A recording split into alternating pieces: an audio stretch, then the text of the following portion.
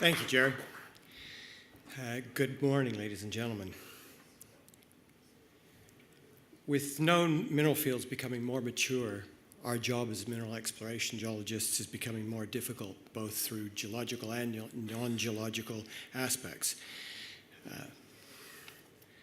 Demonstrating this, these graphs from S&P Global show that, despite increased expenditure, we are not returning the levels of discovery we have enjoyed in the past. New tools and techniques are available to help with this, but remain limited uptake in the industry sees us with declining discovery rates. Sometimes these work, but data shows that this is increasingly failing to deliver, thereby destroying value instead of adding to it. Exploration must progress from area selection through ground acquisition to initial testing. Early stages are generally done quite well. We know what we want to find well, and often use our best in-company geologists to make those decisions. However, at the initial testing phase, either the concepts are poorly handed over, either the concepts are poorly handed over, or all too often, least experienced geologists are asked to drive the process.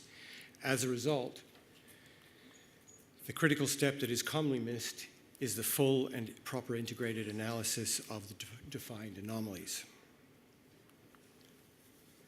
These data, which sought to explore the actual statistics for exploration from the Laverton district, show that this anomaly testing phase has the highest risk, and apart from the feasibility process, also the highest cost.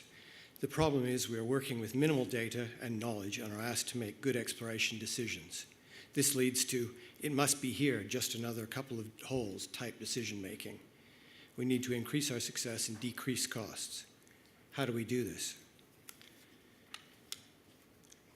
In a study conducted by Placer Dome in the early 2000s, a behavioral psychologist, Herb Key, just talked with a number of Mindfinder geologists to understand the behaviors that separate them from the average geologist. A number of things came out of that study. Firstly, in setting up a team around this, there's a need to recognize the different skill sets required for different phases of the exploration process, with roles built around these. However, to ensure buy-in, the best outcomes are delivered by teams that contribute to challenges through cross-disciplinary interaction and are able to put ideas into practice. Perhaps surprisingly, data management skills are not necessarily a differentiator, though are necessary. On the other hand, the ability to be systematic and, most importantly, the ability to integrate data and the curiosity to do so was found to be critical. With this, the ability to network, not in the meet and greet type of sense of the word, but more the ability to extract knowledge from existing practitioners towards new insights, was also found to be key in their success. When setting up a team, management must, sorry, I've gone behind. There you go. When setting up a team, management must provide the framework within which to operate. Without clear strategy, the ship has no course. Clearly, also providing an appropriate environment is important. There are different skill sets between brownfields and greenfields. Brownfields, typically knowledge-driven, focused within the availability of plenty of data, allowing deductive reasoning. However, greenfields targeting with low data density must be hypothesis-driven, requiring strength in inductive reasoning.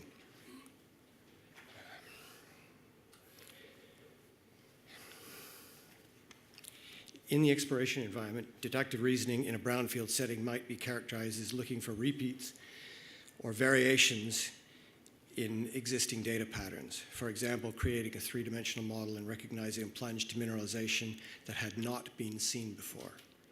Inductive reasoning, which requires more creativity, is required to be successful in a greenfields environment. This relies on the ability to take knowledge from different areas and sources and see what might apply in the current situation. A good example of this was the discovery of Cadia, where the recognition of the small magnetite quarry on Cadia Hill could potentially be associated with a porphyry copper system.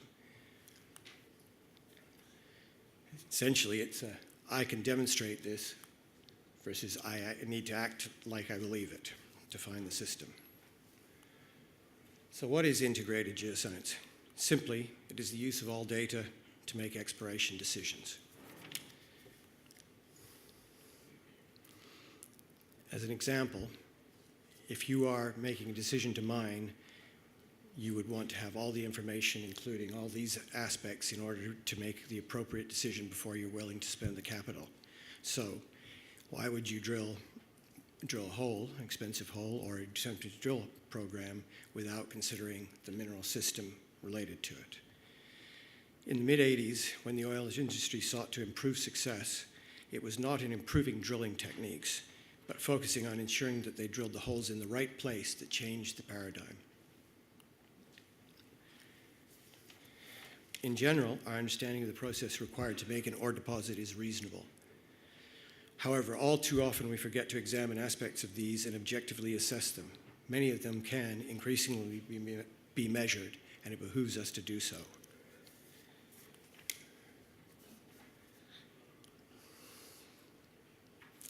Here's a few brief examples of how that illustrate this point. In area selection, first of all, you need to understand the regional geological setting in which your prospect sits. Thinking beyond the tenement boundaries to at least the geological domain provides insights on controls on mineralization. A good understanding of the evolutionary history of the domain provides an understanding of what structures are likely to control mineralization and be active at time of mineralization. Tools like tectonic reconstruction, 3D modeling, and stress modeling, which sound relatively academic, can help in this area, particularly when you're moving into a new greenfields district.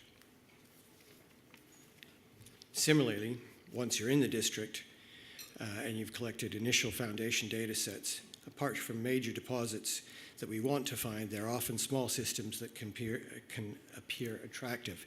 In this example around the Canada Bell mine here, we see that there's a number of anomalies in the area that have similar magnitude at time of discovery. Using shortwave infrared to measure the alteration system, in this case shown by sericite composition variability, a clear hydrothermal alteration cell is identifiable from that. As an analog, if you have a box seat tickets to the MCG, or to the grand final, beg your pardon, you need to find the MCG first. So this is putting you in that stadium, if you like. Having done that, exploring around the edges of this system becomes a clear exploration priority. Similarly, in this example of the Sulphur Springs VMS system in West Australia, multi-element geochemistry can be used to understand the mineral system. In this instance, copper has been used to map the depletion in blue within the substrate and red to identify the enrichment so that the mineral system inflow, outflow can be measured and targets clearly identified. Once you're at the anomaly stage, it is not uncommon to see, particularly in older data sets, where the anomaly has been drilled, but due to perhaps desktop review or other reasons, the actual target has not been tested.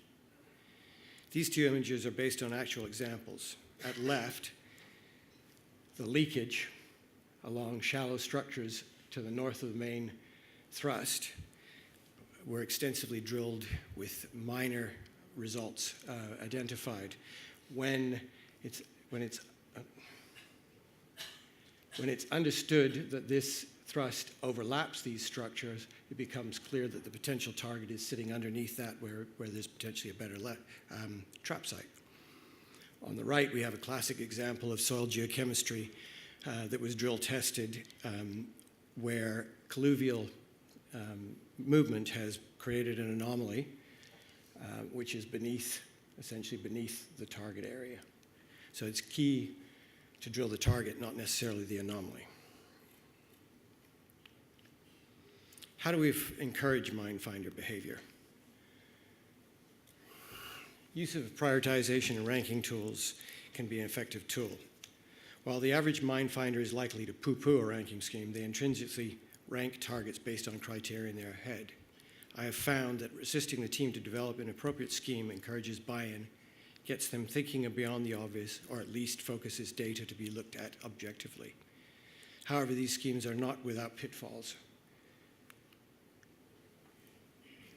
Avoiding having multiple criteria that measure the same process is very important in order to avoid falsely upgrading a parameter. For example, having multiple ways of measuring the same potassic system in a porphyry deposit.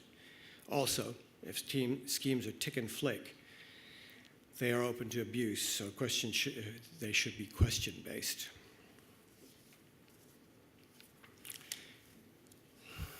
With more work being carried on in mature districts, large amounts of data need to be interrogated. A fully integrated GIS and/or 3D environment is recommended. If possible, therefore, a GIS system that is smart enough to recognize where you are and have indexed data against this location provides encouragement to use all of the data. It is unfortunately not uncommon that the drilling program is handed down from someone in head office. If the geologist on the rig is not fully aware why the program is being conducted, how can they make the most appropriate decisions? So clear interaction between senior people and the guys on the ground is absolutely necessary. As a manager presented with an argument as to why your hard-won budget should be spent on a particular prospect, there are key things to consider. Overall, if the geologist makes the case to talk you through the argument as to why the prospect has legs, based on integrated investigation of the data, and presents a working hypothesis as to how the mineralization is likely to occur, there is higher probability that value will be added rather than destroyed. In conclusion, the use of integrated geoscience just makes sense. Based on what has been shown to find mines, it ensures delivery of high-quality work that can be understood across the business. It helps define what the next steps need to be in the exploration process and ensure risks are managed appropriately. Thank you.